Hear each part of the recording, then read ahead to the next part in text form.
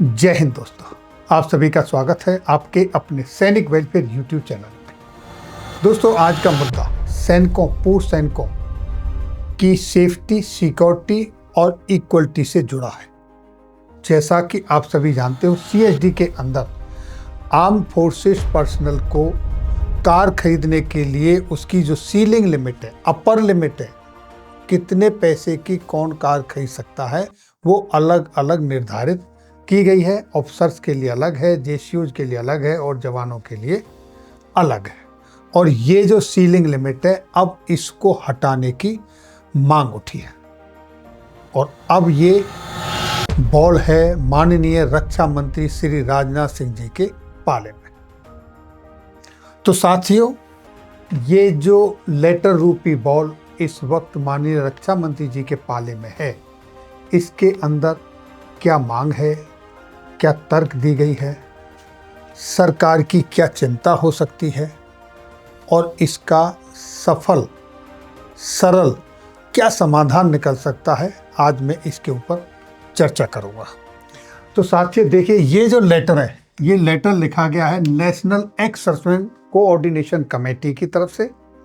और इस लेटर में जो सब्जेक्ट है वो आपके सामने है, representation regarding removal and revision of rank based price ceiling for purchasing of car through CSD canteen stores for serving and retired personal, दोनों के लिए। और ये लेटर लिखा है national ex serviceman coordination committee, Bihar के जनरल सेक्रेटरी, पूर्व हमारे सैनिक सार्जेंट इंग्लिश कुमार रंजन जी द्वारा ये लेटर लिखा गया है। सब्जेक्ट जैसा आपने देखा, और इसमें उन्होंने यही मांग उठाई है कि जो CSD के अंदर कार की जो लिमिट रखी है, JCOs के लिए अलग है, ऑफिसर्स के लिए अलग है और जवानों के लिए अलग है। तो आज अगर हम सेफ्टी की बात करें, जैसा आप सभी जानते हो, आज इतनी दुर्घटनाएं होती हैं रोडों के ऊपर, वहाँ पर कोर्ट के भी डायरेक्शन हैं, कंपनियों को भी निर्देशित किया गया है कि वो सेफ्टी फीचर्स पर सबसे ज़्यादा ध्यान दें।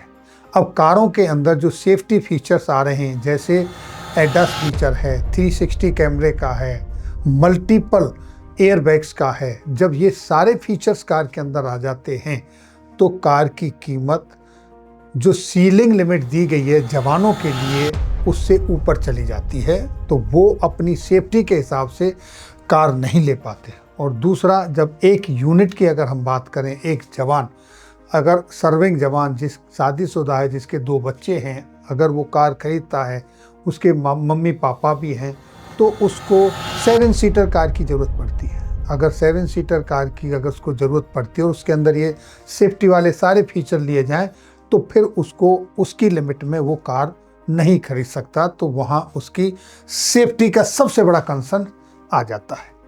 दूसरा कंसर्न ये भी आ जाता है कि जब संविधान में आर्टिकल 14 जो सबको इक्वलिटी का राइट देता है, सबको समानता का अधिकार देता है, तो उसका अधिकार ये क्यों छीना जा रहा है?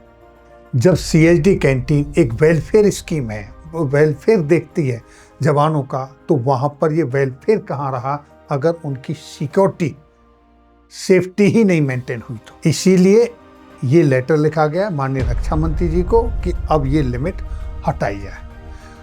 अब इसमें सरकार की क्या चिंता हो सकती है, सरकार को क्या प्रॉब्लम आ सकती है इसको हटाया जाए? तो सरकार के सामने सिर्फ यही है कि उसको जो GST जो इस पे कंसेशन दिया जाता है जवानों को, एक्सर्समैन को खरीदने के लिए, अगर वो सीलिंग लिमिट हट जाएगी तो ज़्यादा लोग ज़्यादा पैसे की कार खरीदेंगे। सिर्फ इतना ही उसके सामने कंसर्न है। तो आदमी कितने, मुट्ठी भर सर्विंग और एक्सर्समैन हमारे देश में गिनती है, उनमें से भी कितने % कार खरीदते हैं? जो जवान आज सर्विस दे रहा है और या वो दे चुका है, जो अपना सर्वोच्च बलिदान देने के लिए देश के ऊपर तत्पर हाजिर रहते हैं, कसम खाते हैं, तो क्या उनको चंद पैसे का ये वेलफेयर स्कीम के तहत छूट नहीं दी जा सकती? और अगर नहीं भी दी जा सकती तो एक न्यूनतम लिमिट तो रखी जा सकती है कि सेफ्टी के फीचर जिस दायरे में आते हैं, मान लीजिए सपोज 20 लाख तक की लिमिट रखें, उससे ऊपर का जो भी कोई कार खरीदना चाहता है, लग्जरी कार खरीदना चाहता है, चाहे वो अफसर हो, जेसीओ हो, जवान हो, उससे ऊपर जो खरीदते हैं तो उससे ऊपर का जीएसटी जो भी चार्जेस है वो पे करें। वहाँ तक वो जो छूट है, जो बेनिफिट है, जो वेलफेयर है उसको दें। जिस तरीके से उत्तर प्रदेश सरकार ने अपने पूर्व सैनिकों के लिए ये कर रखा है कि 200 मीटर का अगर आप प्लॉट खरीदते हो तो आपकी स्टैंप ड्यूटी माफ़ है, अगर उससे ज़्यादा का खरीदते हो तो उससे ऊपर वाले पर आपकी स्टैंप ड्यूटी आपको देनी होगी। ठीक उसी तरीके से एक न्यूनतम लिमिट रख दें, मान लीजिए 20 लाख की रख देते हैं। 20 लाख रुपए के दायरे में जो भी गाड़ियाँ आती हैं आप ले लो, उससे ऊपर की लेना है तो ऊपर वाला चार्ज आप पे कर दीजिए। ये सरकार की चिंता हो सकती है। और अगर गवर्नमेंट ये डिसीजन लेती है तो इसमें ना तो अफसर्स के लिए, ना जेसीओ, ना जवान के लिए, किसी के लिए कोई प्रॉब्लम ही नहीं होनी चाहिए।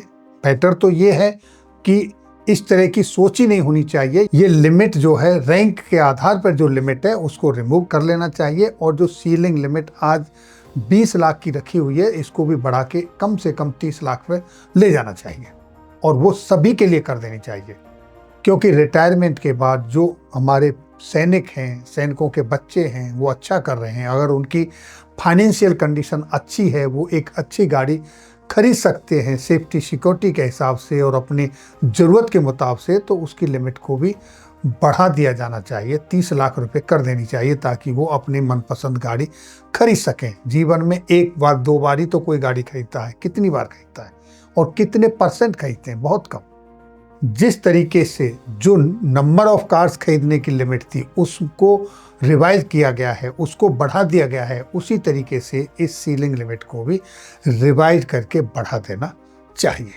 तो ये थी जानकारी सीएचडी के अंदर जो जेसीओ, जवान और अफसरों के लिए सीलिंग लिमिट रखी है उसको रिमूव करने के लिए जो एक लेटर लिखा गया है उसके संदर्भ में। फिर मिलेंगे आपके वेलफेयर से जुड़ी हुई किसी अन्य जानकारी के साथ अगली वीडियो में। तब तक के लिए जय हिंद, जय भारत।